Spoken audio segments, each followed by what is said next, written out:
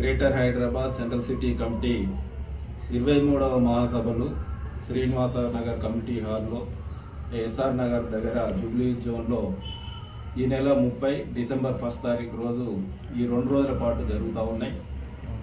దీనికి సంబంధించింది గత 3 సంవత్సరాల కాలంలో సిపిఎం పార్టీగా హైదరాబాద్ నగరంలో ఎలాంటి కార్యక్రమాలు మేము చేశాము, రాబోయే కాలంలో ఎలాంటి కార్యక్రమాలు చేయాలి అని చెప్పి నిర్దిష్టంగా చర్చించి దానికి సంబంధించింది కొన్ని తీర్మానాలు వాటన్నిటిని కూడా ఆమోదింపజేసుకొని రాబోయే 3 ఏళ్ల కాలంలో పనిచేయడం కోసానికి ఒక దిశానిర్దేశం చేసుకోవడం కోసానికి ఈ మహాసభలు నిర్వహించడం అనేది జరుగుతూ ఉంది. ఏ పార్టీ కూడా ఈరోజు దేశంలో అనేక పార్టీలు ఉన్నాయి, మన హైదరాబాద్లో ఉన్నాయి, తెలంగాణ రాష్ట్రంలో ఉన్నాయి. ఏ పార్టీ కూడా ఇలాగా ప్రజాస్వామ్యయుతంగా మహాసభలు జరిపి ఒక నూతన కమిటీని ఎన్నుకోవడం అనేది ఏ పార్టీలో చూసినా కూడా లేదు. ఎందుకంటే కాంగ్రెస్లో కానీ బీజేపీలో కానీ ఇక్కడున్న టీఆర్ఎస్లో కానీ వాళ్ళు నామినేట్ చేస్తారు, జిల్లా కార్యదర్శులను జిల్లా కార్యవర్గాన్ని వాళ్ళు నామినేట్ చేసే పరిస్థితి ఉంటుంది.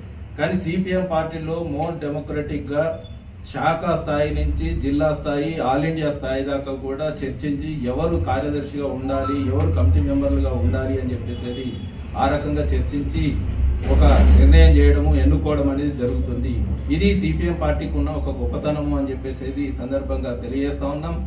దాంతోపాటు ఈరోజు హైదరాబాద్లో మనం ఎదుర్కొంటున్న సమస్యలు అంటే నివాస ప్రాంతాల్లో ఎదుర్కొంటున్న సమస్యలే కాకుండా ఎక్కువగా హైదరాబాద్ అంటేనే ఈరోజు కార్మికులు ఉద్యోగస్తులు కూడా అనేక మంది ఉన్నారు, అట్లాగే యువత ఉంది, మహిళలు ఉన్నారు, వీళ్ళందరూ మైనార్టీలు ఉన్నారు.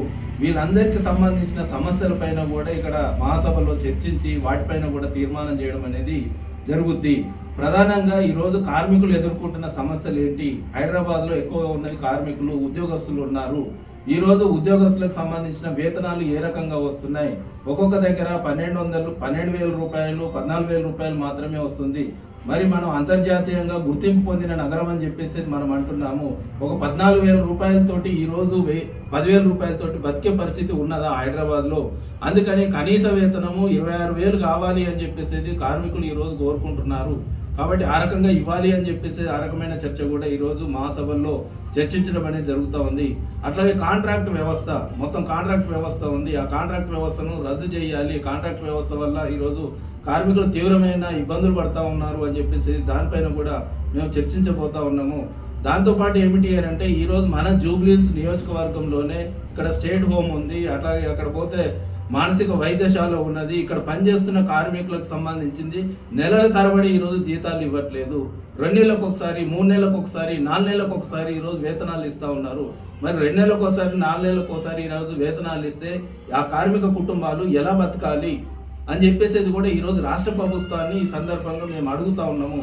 దానిపైన కూడా రాబోయే కాలంలో కార్మికులకు సంబంధించిన ఇట్లాంటి సమస్యలు కూడా ఏ రకంగా పరిష్కారం చేయాలి, ఏ రకమైన పోరాటాలు తీసుకోవాలి అని చెప్పేసి ఈ మహాసభల్లో చర్చించబోతున్నాం.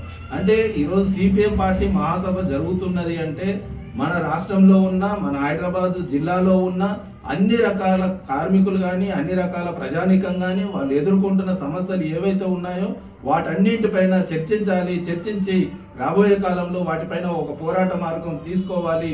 వాటి పరిష్కారం అయ్యేంత వరకు కూడా మనం పోరాటాలు చేయాలి అనే ఉద్దేశంతో ఈ మహాసభలు జరుగుతూ ఉన్నాయి. కాబట్టి ఈరోజు జూబ్లీహిల్స్ నియోజకవర్గంలో ఉన్న ప్రజానీకము, కాలనీల వాళ్ళు కావచ్చు, లేదు అనంటే మన ఇక్కడ ఉన్న స్లమ్ ఏరియాస్ ఉన్నాయి ఏవైతే ఉన్నాయో అందులో ఉన్న ప్రజానీకం కావచ్చు, మొత్తం కూడా సిపిఎం పార్టీని ఆదరించండి. ఆ రకంగా ఈ 17వ తారీఖు రోజు జరగబోయే ప్రచార యాక్టివిటీస్ ఏదైతే ఉందో దానికి సహకరించండి, ఆర్థికంగా విరాళాలు కూడా అందించండి అని చెప్పేసి కూడా ఈ సందర్భంగా మేము కోరుతా ఉన్నాం.